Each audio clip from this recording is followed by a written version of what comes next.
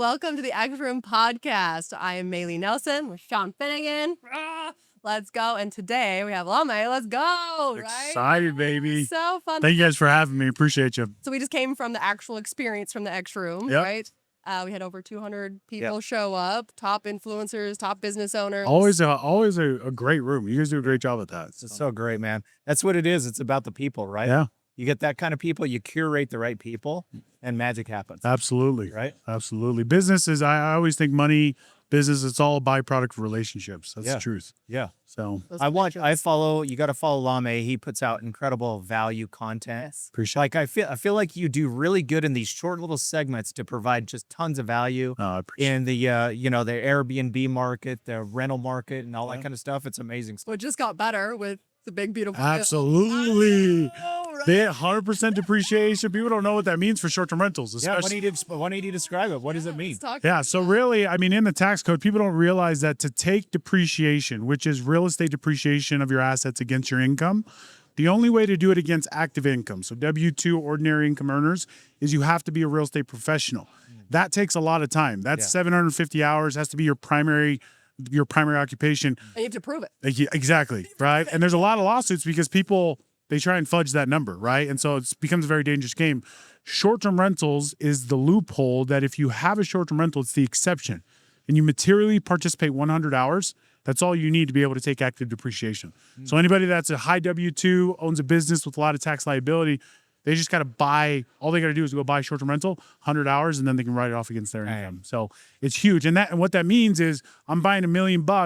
You throw in creative, we know creative. Yeah. I can buy a property for 5% down, incredible interest rate. It's $1 million property, but I'm getting a $300,000 write-off in year one. Ooh. That's the game, right? And so That's a beautiful part of the bill. absolutely. Oh my gosh. Yep. Yes. Exactly. It's the beautiful. Yes. And Yes. you're going to be talking about out tonight. I am. Yeah, I I'm love speaking with Maylee tonight, and I'm talking about this very thing. I love it. Yeah. I love it. Because everyone needs to hear this, Yeah. right? I mean, so there's so much like chaos, and then I'm going to steal exactly what you said, by the way. Hey, you described do. it better than I'm going to describe it tonight. tonight So I appreciate that. Absolutely. Yeah. But that's it though. Like as people, if you're, as an entrepreneur, you need to understand the tax code. You need to Game. understand the game. Yep. Because if you're playing Monopoly, right? If you sat down at the table with someone and was like, "Hey, let's play," and they have no idea what the rules are, Yep. they would fail Yeah. miserably, Yep. right? They would just like go around the board and completely just go bankrupt Yep. immediately. People don't understand that your biggest liability in any business venture is taxes. Yes. We always talk about overhead. We always talk about your margins, this, that.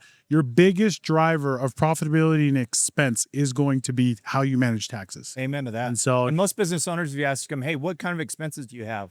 They never list it. You know what They don't even think about it. It's Yep. like, oh, I have people cost, I have product cost, Yep. I have shipping cost. They don't even think about it. They want to put it at the very back of their mind, right? and what's crazy is they, like, for whatever reason, it's just, there's this, for a lot of entrepreneurs, there's just this acceptance that like, I just got to pay taxes. Like, no, you don't.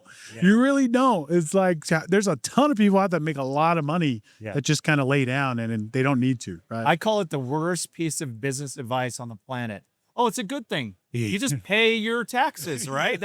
You're making money. That's good. That's the worst. It's like the advice should say, hey, fortunately for you, you're a business owner now, and you could take advantage of the code. Yep. Because it's written for you. Yep. That's the best advice you should give someone. And the most dangerous people to take financial advice from is your unlearned CPA and wealth advisor, frankly. Yes. Those are the people that I fight all the time. I can't tell you how many CPAs, they don't understand the tax code as it pertains to real estate. Yeah. Right. And so when you Totally. talk about 100% depreciation, I'm fighting a CPA that's been in the game for 10 years. Yeah. And I'm like, it's wild that you are giving advice that this doesn't exist just because you don't understand it. Yeah. Amen right? to that. It's- And so the best CPAs are going to be companies like yours, right? That understand the game because they're Yeah. approaching it from a mindset of an entrepreneur, Amen right? to that. Problem solving. Yeah. Yeah. Give I us think one- that's the Yeah, go ahead. education side of things, Yep. right? We have to get this out to everyone, right? Absolutely. So share this with your friends, your families, anyone that's a business owner needs to hear this because this can revolutionize everyone's business this year if they were just willing to,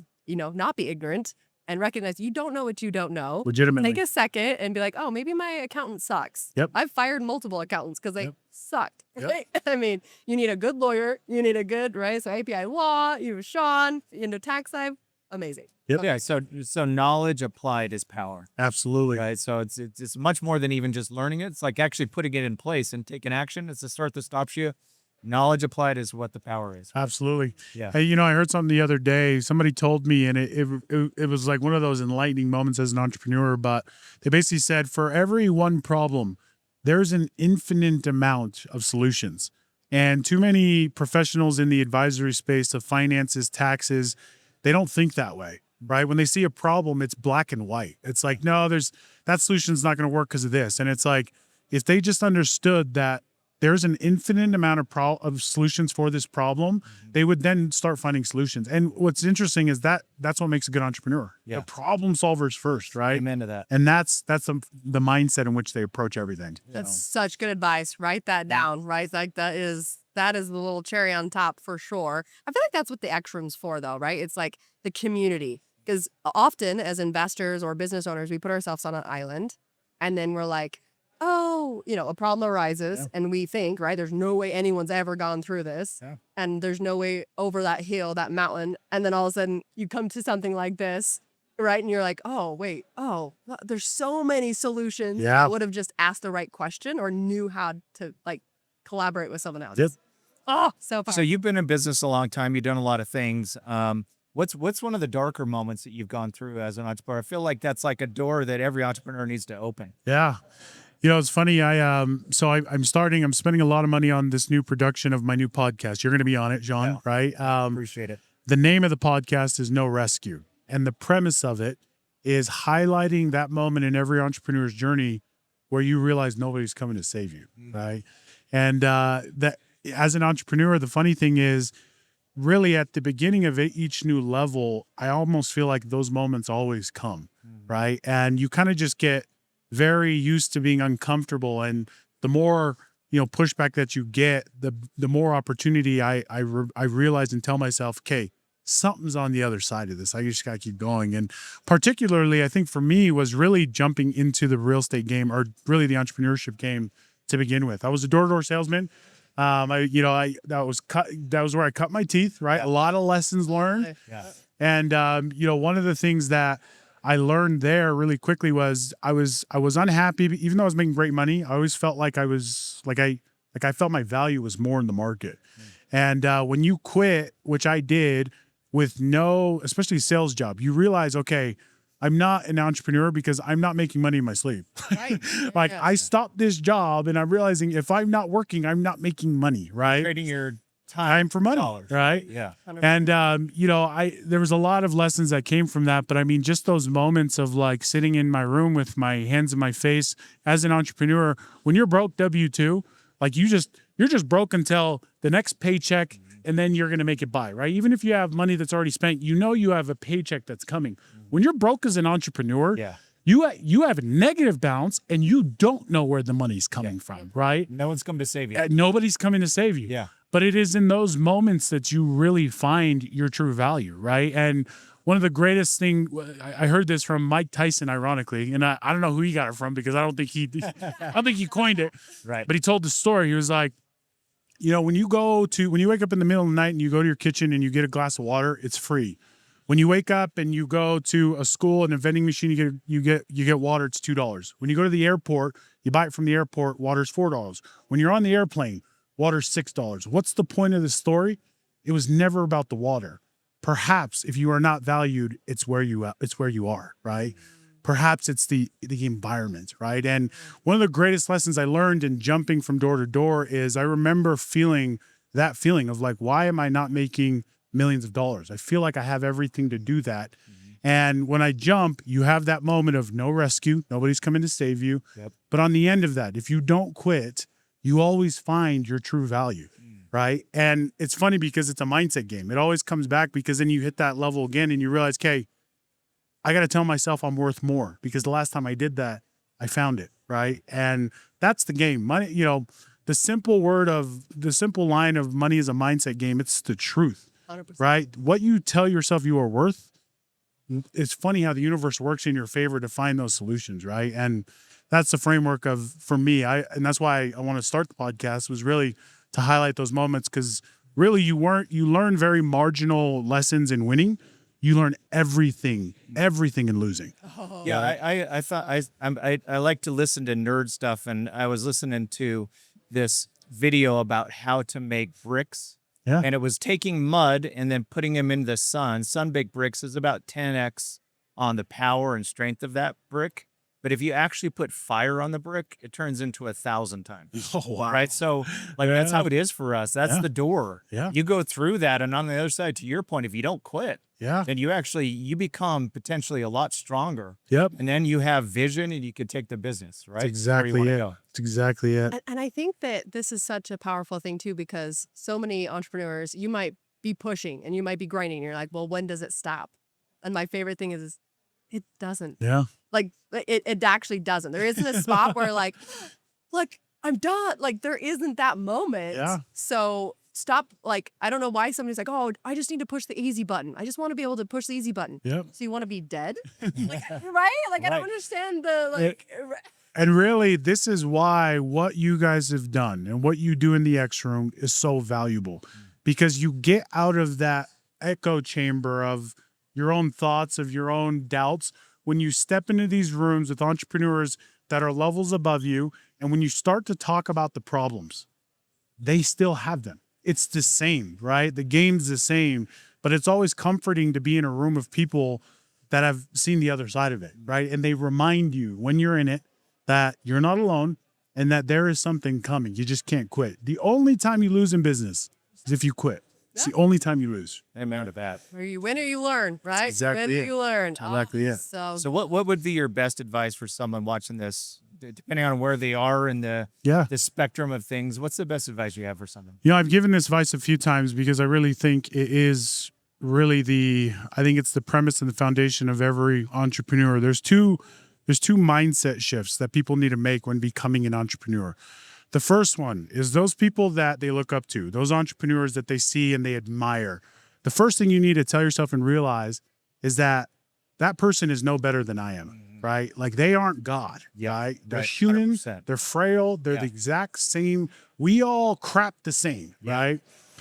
But the second thing, right? The second thing that you need to tell yourself to make really this mindset shift in entrepreneurship is that you are more valuable, you're more qualified than you're currently telling yourself, right? Yeah. Those are the two things. If you can tell yourself, if he can do it, why can't I?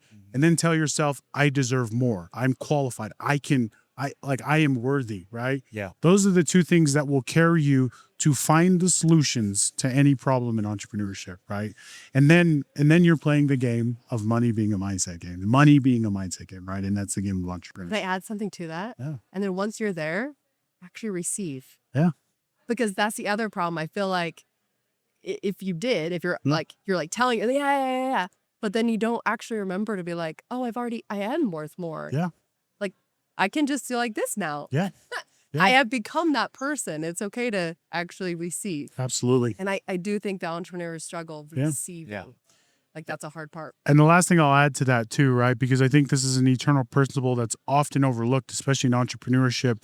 If you read any self-help book of any successful entrepreneur, there's always an underlying common principle. There's a few of them, but there's one that's always stood out to me, and it's service, right? They say, hey, the more you give is the more that you receive. And in that framework, what I've gotten to a point is, you know, when you can understand that all money does is increase your capacity to serve, then you're playing a fulfilled game, right? And that's where this game becomes extremely rewarding, right? Yeah. That the intent of money is to serve. It just increases your capacity to help more people, right? And that's a fun game to play. Yeah. Yeah. Zig Ziglar, right? Oh yeah. Going back to your first point too, is like we look at these entrepreneurs and put them on a pedestal, we're like they're incredible. And going through one of my hardest failures ever in business, as I started really opening up and being vulnerable with those ballers that I put on the pedestal, what I found out was they'd all been through the war too. And I'm like, wait a minute, you've been sued? You've been, wait a minute, you've actually had Sometimes even worse. Payroll? You couldn't, like that, you went through all that? And I put you on this pedestal that you've like had the golden spoon the whole time? And that's what we do a lot, right? But as you find out, anyone who's been through that, that's nothing new. Yeah. That's nothing new. Yeah, I've done that. It's it would like made me feel better about myself. Like, Yeah. I've been through this and they've been through this. I could be like them and find success at the end. It's exactly it. Right. Exactly it. I love it. I love it. So good. Honor to have you, Lamè. I appreciate you guys having me. Really, congratulations to what you've built. I'm just thankful to have a seat at the table. Please let me know if there's any way I can serve you guys. So we're gonna have a great podcast together. I'm excited. Awesome. His podcast is a half a day, right? Yeah. Yeah. So he's doing the full kind of documentary series. Like his assistant calls up or hit me up. It's like, hey, we're going to schedule it. I was like, okay, how long is it? And it was like from morning until afternoon. So he's going deep with entrepreneurs. I love that concept. Yeah. Well, and it's really pulling back the layers because we always see the highlights, right? Yeah. You always see the short reels, right? But really, the money's made in the mud, right? And that's what I want to know, right? And that's really what we want to humanize. Exactly. So Awesome. Bring us home. Well, thank you for watching the X Room podcast. It has been an absolute pleasure. If you liked this and this was something that you were like, oh my gosh, thank you, right? I'm like, I needed to hear that today. Please put it in the chat, put it in the comments, give us a like, subscribe, ring that bell so that you know when the next podcast drops, which we drop every Friday. But so keep that on your calendar. Thank you so much. This has been Thanks, Lamè. appreciate you guys having An me. honor, man.